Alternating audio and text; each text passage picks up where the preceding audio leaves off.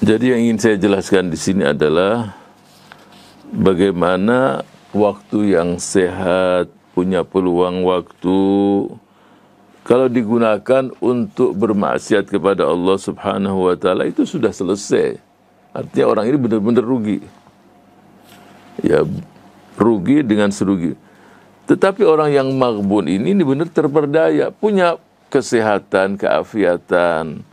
Ya, tapi dia gunakan untuk hal-hal yang membuat dia lalai kepada Allah Subhanahu wa taala. Ya. Artinya ketika sehat, waktunya ada, sibuk dengan hal-hal yang lain. Sehingga ada satu ungkapan yang sangat penting sekali. In lam tushghil nafsaka, kalau engkau tidak sibukkan dirimu untuk hal-hal yang baik, engkau pasti juga akan sibuk. Sibuk apa? Ya bisa juga maksiat dan buruk. Dan sibuk juga dengan hal-hal yang tidak penting. Coba. Jadi manusia hanya punya dua pilihan. Sibukkan kepada yang baik, atau engkau akan sibuk dengan hal yang tidak bagus. Bisa dosa dan juga hal-hal yang mubah, bahkan yang mendekati kepada yang makruh, bisa juga mendekati kepada yang haram. Nah, itu. Olehnya itu, bagaimana caranya supaya kita bisa buat timetable? Kapan membaca Al-Quran, kapan membaca buku, kapan ini. Kalau berzikir, itu bisa terus ikut semuanya. Ya, membaca Quran sudah zikir. Ya. Kalau dia ngobrol dengan temannya, silahkan ada waktu ngobrol, ada tamu. Tapi gunakan waktu ngobrol itu sambil ngobrol, sambil berzikir. Caranya bagaimana? Nanti kita tidak menghormati tamu, bagaimana caranya Ustaz? Tamu ngobrol, kita zikir. Nanti dia ngomong apa, kita nggak paham. Ya, kamu bisa menggunakan tasbih, bisa menggunakan apa. Nanti lama-lama udah jalan sendiri, ngobrol. Ketika kita ngobrol, mungkin nggak bisa kita berzikir. Tapi ketika tamunya ngobrol, kamu berzikir. Dengerin dia. Ya, apalagi tamu yang hobi ngomong. Ada tamu nggak bisa seberapa jam nggak berhenti. Apalagi kalau dia dengar Sohibul Bait ini memang pendengar yang baik begitu, dia ngobrol terus. Ya udah, kamu juga zikir sampai dia capek, ya udah selesai. Jadi gunakanlah sebaik mungkin. Di sini Allah Subhanahu wa taala menjelaskan keutamaan para mujahid fisabilillah. Faddalallahu al-mujahidina 'alal qa'idina ajran 'azima. Dalam sebuah riwayat Rasulullah sallallahu alaihi wasallam jadi bersabda, inna fil jannah mi'ata darajah a'addahallahu lil mujahidin fi sabilihi. Kemudian dijelaskan ma bainal darajatain kama bainas samai wal ard. Bayangkan kita kembali ke hari pahlawan. Berapa puluh ribu atau mungkin bisa ratusan ribu mereka-mereka yang gugur dan syahid di jalan Allah. Ya. Karena kalau dikaruniakan syahadat seperti kita tadi saya sudah sebutkan, resolusi jihad yang dikumandangkan oleh Kiai Haji Hasim Asy'ari yang dampaknya sangat luar biasa, memberikan motivasi semangat untuk berjuang melawan penjajah saat itu, yaitu yang gugur para syuhada.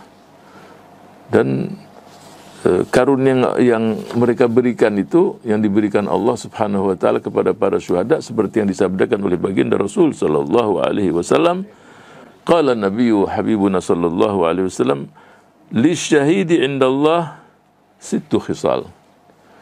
Jadi mereka yang gugur di jalan Allah itu mendapatkan 6 hadiah, ya, 6 pemberian Allah Subhanahu wa taala.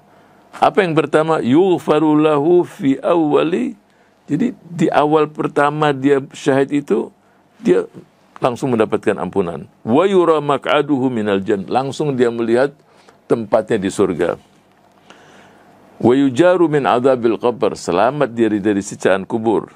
Wa ya'man minal fazail akbar. Aman juga di hari mahsyar nanti yang sangat menakutkan, dia mendapatkan keamanan dari Allah.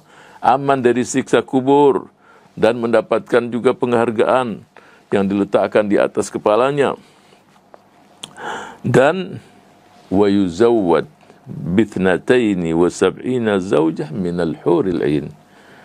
Ya, dia dinikahkan dengan 72 hurul ain. Hurul ain itu wanita yang sangat cantik.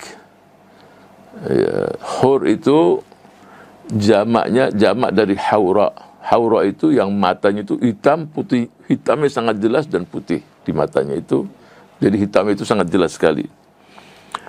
Kemudian dia memberikan syafaat untuk 70 dari keluarganya. Terus pertanyaannya sekarang, Ustaz, kalau hurul ain artinya mereka-mereka yang gugur di jalan Allah mendapatkan para syuhada, itu mendapatkan hurul ain. Ya.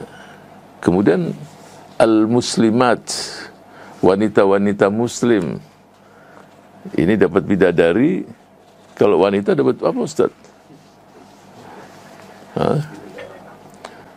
Kan ada juga wanita-wanita yang pejuang, syahid jalan Allah. Ada juga dia, walaupun dia tidak diwajibkan. Tapi kalau sudah musuh menyerang dan masuk kota, semua juga bangkit harus membela negerinya, membela penjajah, membela negeri melawan penjajah. Kalau wanitanya dapat apa? Itu pertanyaan itu juga muncul, dan itulah yang disebutkan dalam Al-Quran. Untuk pria memang hurul ain, tapi untuk wanita kita dapatkan dalam banyak ayat-ayat yang lain, seperti dalam surat Fussilat. Surat Fussilat itu ayat surat yang ke-41 ayat 31. Banyak firman-firman Allah yang menjelaskan bahwa kalau seseorang itu dimasukkan Allah dalam surga, itu walakum fiha ma tashtahi anfusukum walakum fiha ma tad'un. Jadi siapa saja kalau masuk surga, yang dia inginkan, apakah pria maupun wanita, yang dia inginkan, yang dia mintakan, semua Allah kabulkan. Tapi pasti pertanyaan lagi. Jadi fitrah wanita dengan pria itu berbeda. Ya. Kita lihat di dalam surga, nanti pakaiannya dari harir, dari sutra, banyak pakaian-pakaian yang disebutkan emas, pakaian, dan itu yang lebih tertarik kalau disebutkan itu ya wanita, bukan pria. Ada contoh yang lain lagi. Jadi fitrah ini berbeda. Fitrah manusia, laki-laki maupun perempuan itu sangat berbeda. Kalau wanita itu lebih senang kalau disebutkan yang namanya emas, berlian. Ya, umpamanya kalau seseorang punya anak dua, laki dan perempuan. Kepada yang laki dia katakan, kalau kamu tamat S1, aku akan nikahkan kamu dengan seorang wanita yang cantik ini. Dia semangat. Memang sudah usia nikah. Yang perempuan dia katakan, kalau kamu nanti tamat S1, nanti kamu akan saya carikan pria. Kalau tadi kan cantik ini, yang ini saya carikan yang ini, yang ototnya kuat. Malah takut dia. Beda memang.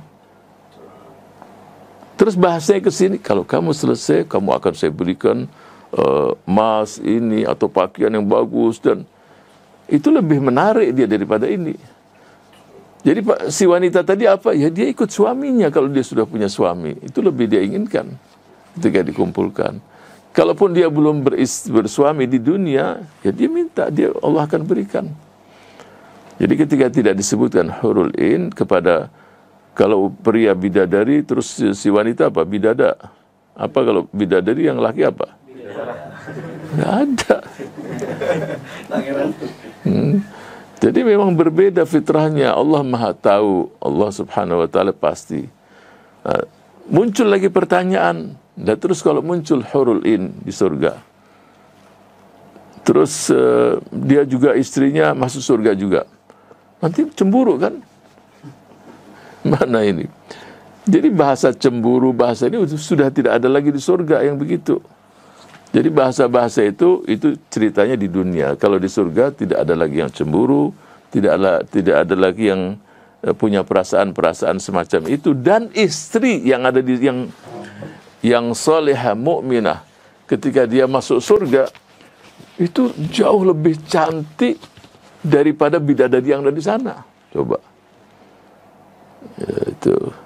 Bahkan dalam beberapa riwayat yang diriwayatkan oleh Imam Tirmidzi yang saya dengar, yang saya lihat dari beberapa reference, itu yang namanya wanita mukminah yang Allah masukkan dalam surga, kalau dibandingkan dengan bidadari, itu perbandingannya seperti kalau orang punya baju, kain yang di luar ini kalau beli sama yang di dalam kan beda. Mungkin orang beli kain yang di luar, terutama untuk ibu-ibu atau para wanita itu, kain yang di luar itu mungkin semeternya bisa, taruhlah semeter harganya 2 atau 3 juta, contoh saja sih. Tapi kain itu harus ada dalemannya juga. Daleman paling cuma mungkin 20.000, 30.000, itulah bedanya. Jadi ada gambaran bagaimana seorang mukminah yang Allah masukkan dalam surga dengan hurul ain itu. Jadi yang di luar itu mahal sekali sama yang di dalam. Jadi kecantikan seorang mukminah yang beribadat, yang taat, dengan ibadahnya, dengan istiqomahnya sampai Allah masukkan surga, berbeda dengan hurul ain yang Allah ciptakan di saat itu. Jadi keindahannya, kecantikannya semua itu jauh lebih tinggi hurul ain. Kemudian